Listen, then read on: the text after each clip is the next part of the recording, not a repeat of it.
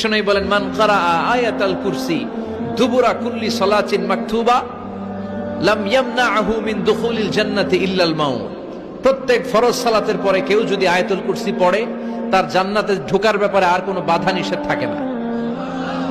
একটা জিনিস ছাড়া, সুবহানাল্লাহ, আর একটু পরে কোন একটা জিনিস ছাড়া, ইল্লাল মাউত, সেটা হচ্ছে মৃত্যু। লোকটা মরে না তাই জান্নাতে যায় না, মরলেই জান্নাতে। এবার সুবহানাল্লাহ। তাহলে প্রত্যেক ফরজ সালাতের পরে আয়াতুল কুরসি দরকার আছে না নাই?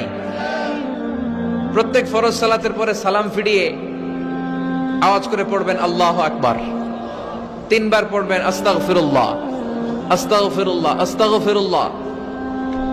সুবহানাল্লাহ 33 বার, আলহামদুলিল্লাহ 33 বার, আল্লাহু আকবার 34 বার। অথবা শেষে 3টা 33 বার পড়ে মিলাবেন লা ইলাহা ইল্লাল্লাহু ওয়াহদাহু লা শারীকা লাহুল মুলকু ওয়া লাহুল হামদু ওয়া হুয়া আলা কুল্লি শাইইন কাদির।